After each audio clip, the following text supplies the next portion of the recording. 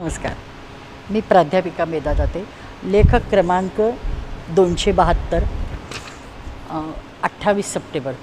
अग्निपाठ हे आपण एकादशीला घेत असतो. मागच्या एकादशीला श्रीमद भागवत होते म्हणून तो राहिलेला भाग यायला. ध्रुवाचा संदर्भातला हा अभंग आहे. म्हणजे ओव्या आहेत की त्याला प्रत्यक्ष दर्शन होतं. नारदांनी जे सांगितलेलं असतं तेच वर्णन, त्या स्वरूपाचं दर्शन तो अंतःकरणात जप करताना करत असतो. ओम नमो भगवते वासुदेवाय हा जप त्याला दिलेला असतो. आणि ते सगळं जसं वर्णन भगवंताचं केलं आहे ते वर्णन सतत डोळ्यात म्हणजे अंतःकरणात आठवून तो दर्शन घेतो. आणि जेव्हा समोर बघतो तर तसंच रूप दिसतं. एकदम त्याला जाग येते. म्हणजे डोळे उघडायला लावतात देव त्याला समोर उभारून. आणि डोळे उघडल्यावर बघता येतं जे आपण आत बघतोय तेच बाहेर पुन्हा पुन्हा तो बघतो. आणि तेच प्रकटलेलं म्हणजे देव असतात दिसतात.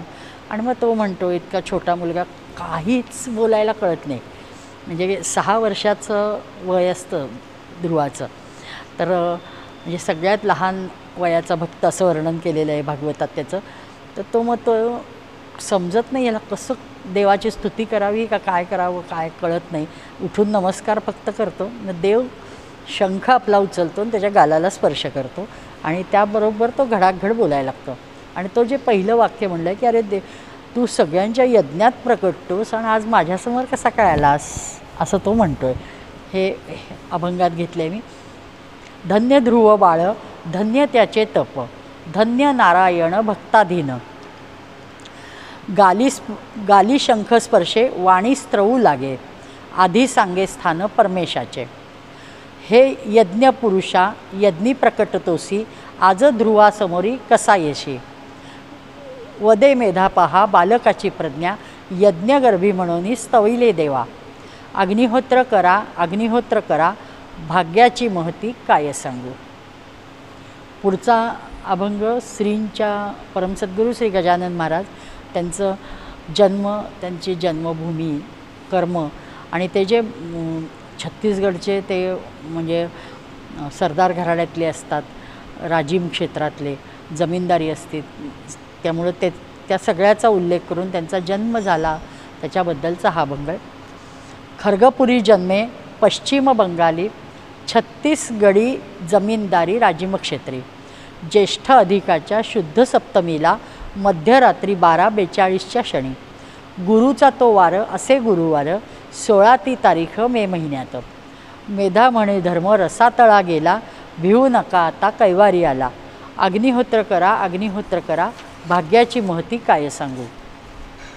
आणि आपण एक गुरु करतो तर आपल्याला जो जॉब दिलेला असतो तो पूर्ण करणं होत नाही, सिद्ध करणं होत नाही. यांना बालपणी एक गुरु भेटतात, तरुणपणी 2-2, 3-3 भेटतात. पण सगळ्यांना ते न्याय देतात आणि सगळ्यांचे मंत्र सिद्ध करतात हे विशेष. आणि ते पुन्हा गुरु त्यांना दर्शन देतात. त्याचं वर्णन ह्याच्यात केलं आहे.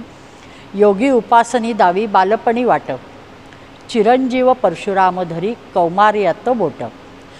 गुरु गंगाधर स्वामी गादी देत, भर तारुण्यात जप आणि तप.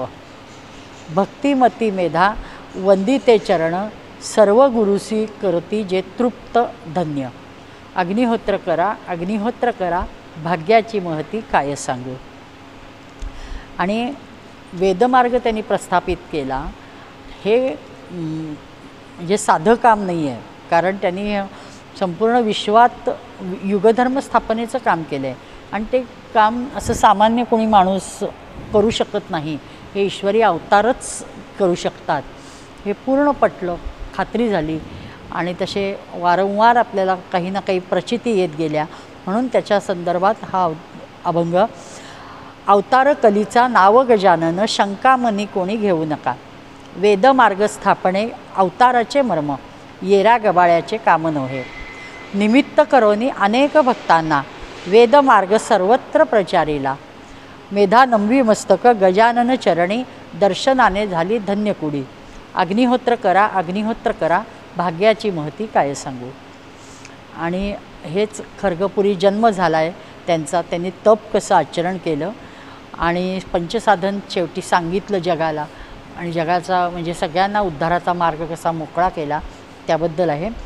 प्रत्यक्ष कल्की खर्गपुरी जन्मला, सदैव तपासी आचरिले. शुद्ध आचरण शुद्ध तन मन, चित्ती वसे अखंड समाधान. दुःखी कष्टी जन न पाहावे डोळा, त्यासी दावी उपाय वेदमार्ग. मेधा म्हणे तेच हे पंचसाधन, यज्ञ दान तप कर्म स्वाध्याय जाणा. अग्निहोत्र करा, अग्निहोत्र करा, भाग्याची महती काय सांगू. नमस्कार.